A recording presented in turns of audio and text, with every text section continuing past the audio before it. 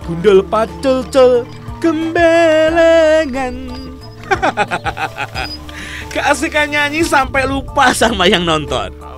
Jauh-jauh dari Malang aku sengaja datang ke Desa Sono Ageng, Kabupaten Nganjuk, Jawa Timur. Aku mau jalan-jalan dulu keliling desa sebelum ikut acara nyadran alias bersih desa Sono Ageng. Aduh.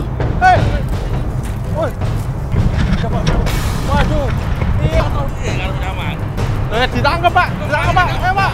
Wah, ayam kalkun ini bikin repot juga. Mana badannya besar-besar lagi. Untung aku juga gesit.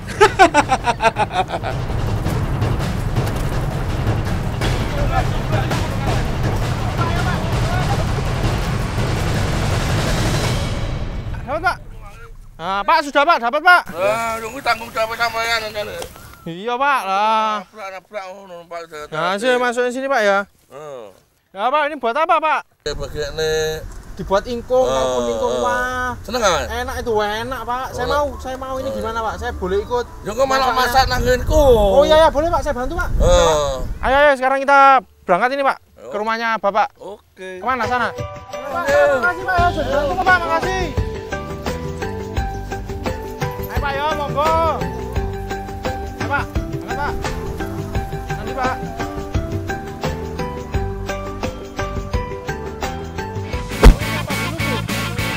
Sekarang saatnya masak. Nama masakan ayam kalkun bumbu rujak. Oh iya, ayam kalkun yang kami gunakan sudah diungkep alias direbus sampai matang. Kata Bu Suci, ayam kalkun ini ukurannya lebih besar dengan daging unggas lain. Jadi ya lumayan butuh proses pemasakan yang lebih lama biar empuk dan mudah dimakan. Oh iya, kalkun adalah salah satu jenis daging unggas yang beraroma cukup khas. Dengan bantuan beragam jenis bumbu, dijamin aromanya akan menjadi lebih enak dan menggugah selera. Nah, kalau aku sih kebagian ulek-ulek bumbu saja. Ini banyak banget, Bu. Tapi demi makan, yowis tak selesaikan semua. Mulai bawang, cabai, lada, kunyit, dan lain-lain semuanya harus dihaluskan. Banyak bumbunya, jadi catat saja ya. Kalau disebutkan satu-satu nanti aku lupa nguleknya. Sudah lapar kan? Sabar ya.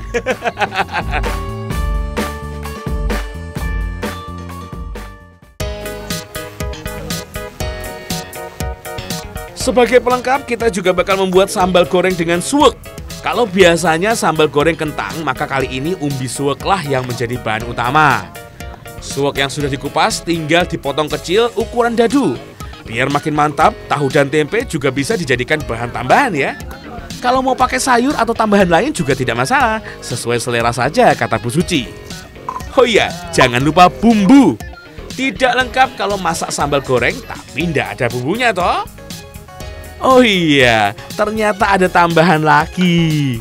Hati ayam kalkun bakal dipakai untuk sambal suweknya. Tapi ya kudu direbus biar mateng.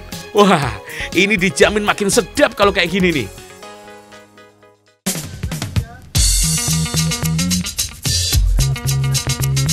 Semua bumbu dan bahan sudah siap, artinya kita masak sekarang. Ayam kalkun bumbu rujak dimasak dengan cara begini. Kita ikuti instruksi Ibu Suci. Tumis bumbu yang sudah kuhaluskan dengan susah payah tadi. Kalau bumbu sudah berubah warna dan sudah tercium bau yang super wangi, baru kemudian santan dimasukkan. Santan ini yang akan membantu untuk membuat bumbu meresap ke daging ayam kalkun. Nah, mantep ini Bu, udah Bu. Sudah Bu, ayamnya boleh bawa sini Bu, minta tolong ya. Wah sudah harum ya, sudah harum banget. Oh iya dimasukin Bu, pelan-pelan Bu. Ya ampun Bu, kalau lama-lama mengaduk ayam kalkun bumbu rujak begini, perutku bisa-bisa makin kelaparan. Soalnya aromanya itu loh, sedap sekali. Apa? Daun. Sebelum masak sambal suwek, semua bahan tambahan juga harus digoreng dulu. Jadi pas dicampurkan dengan bumbu, semua sudah masak, jadi tidak usah lama lagi digoreng. Tahu digoreng sampai matang. Begitupun dengan suwek. Perpaduan suwek yang kaya karbohidrat dengan tahu tempe sebagai sumber protein membuat makanan kita semakin komplit, enak, dan sehat. Kalau semua sudah digoreng dan siap, kita tinggal masak saja. Sama seperti ayam kalkun bumbu rujak, bumbu sambal suwek juga ditumis kemudian baru ditambah santan. Sambal pada masakan Jawa pada umumnya menggunakan santan sebagai penambah rasa gurih dan pengental masakan. Berbeda dengan sambal dari daerah lain seperti Sunda, Sumatera atau Kalimantan yang jarang menggunakan santan pada masakan sambal.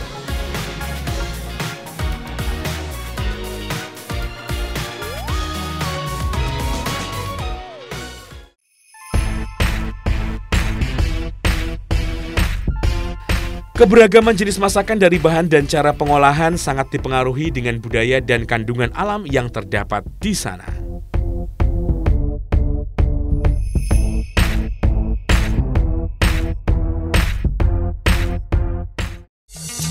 Berikutnya yang harus dipersiapkan adalah panganan ringan alias kue. Yang kita buat adalah kue dublek khas Nganjuk.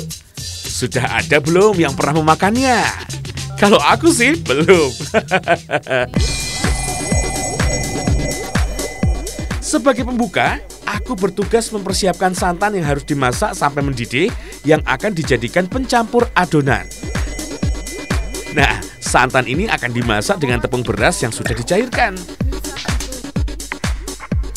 Adonan putih ini kudu ditambah gula merah biar makin manis seperti saya. Kemudian tepung beras langsung dimasak dengan santan sampai mengental. Mungkin sekilas mirip membuat nagasari ya. Ayo, sudah ada yang pernah makan nagasari? Satu jenis kue rasanya tidak cukup buat acara hajatan besar. Ada juga yang ngebuat kue lumpur. Bahannya sih sama alias podo bae sama kue lumpur biasanya. Ada tepung, kelapa parut, dan santan. Juga pewarna daun suci. Tapi ada yang membuatnya berbeda dari yang lainnya. Soalnya jajanan pasar ini terbuat dari umbi suwek. Istimewa toh?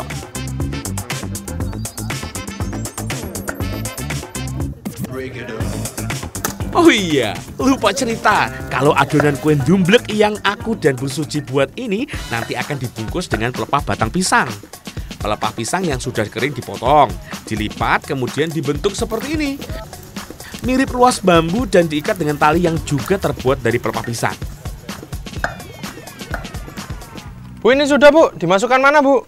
Ya, ini dimasukkan sini ya Mas. Oh, apa ini namanya Bu? Ini namanya gedebok Mas. Oh, gedebok. Ya. Oh ya berarti saya masukkan gedebok ya. Ini pinjam sendoknya ya Bu. Nah, hasil adonan yang sudah masak lanjut dibungkus pakai pelepah pisang ini. Tenang sih, tenang. Karena adonannya kental, dijamin pembungkus pelepah ini anti bocor. Cara membungkus dumblek seperti ini adalah cara lama. Tetapi sekarang, beberapa warga membungkusnya dengan daun pisang agar lebih mudah dan praktis. Meski hasilnya nanti, kue dumblek tidak akan seharum dibandingkan dengan bungkusan pelepah pisang. Ayo, saiki dikukus Mas. Oh, dikukus ya, saya kukus itu ya. Iya, dikukus. Ayo Mbak, bantuin saya Mbak. Di mana? Di sini. Oh, kukus ini ya. Ayo Mbak, ini Mbak, masukin Mbak, satu-satu Mbak. Ini sudah semua. Sudah ditutup.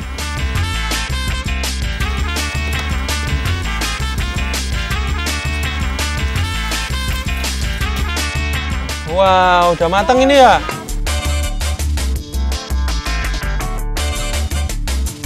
Udah Mbak, ini terakhir Mbak. Ya, sudah Mas. Udah ya, terakhir ini ya. Udah ke sana. Udah, ayo. Sementara kue dumblek dibungkus, kita lanjut Mbak Nita membuat adonan kue lumpur. Oh iya, suwek yang jadi bahan utama kue lumpur ini harus dikukus terlebih dulu loh ya. Sekitar 30 menit, umbi suwek dijamin akan empuk dengan syarat apinya tetap terjaga. Kalau kelapa parut cukup diperas dan diambil santannya.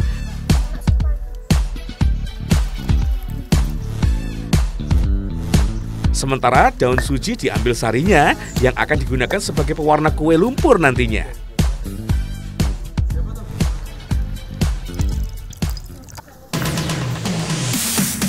Agar suap kukus dapat dicampur dengan bahan lain dan jadi adonan kue lumpur yang pas, jadinya kudu ditumbuk dulu sampai halus. Adonan kue lumpur merupakan gabungan dari semua bahan.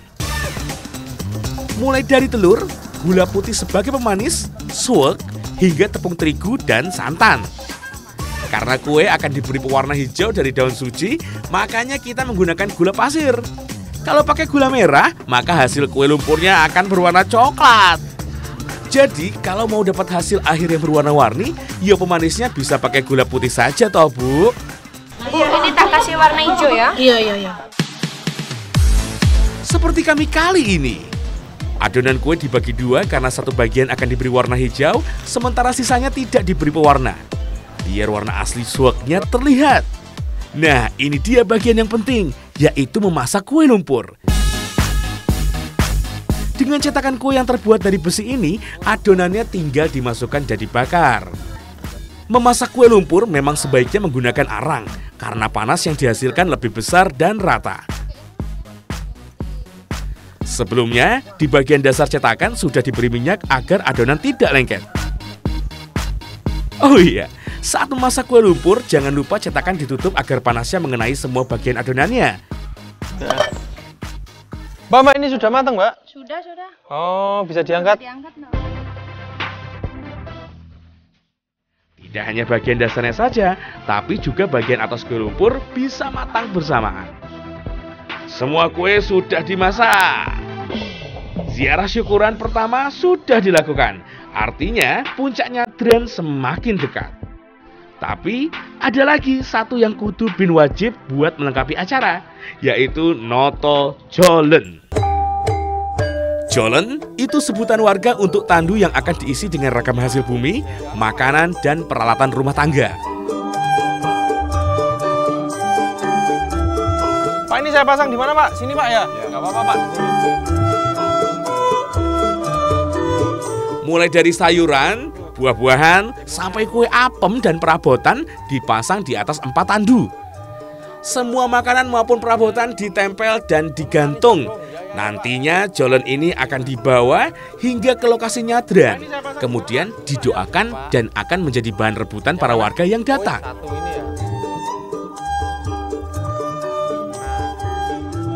Sip! Yang penting persiapan sudah beres. Jadi kita bisa bersiap untuk prosesi puncak nyadran Desa Sono Ageng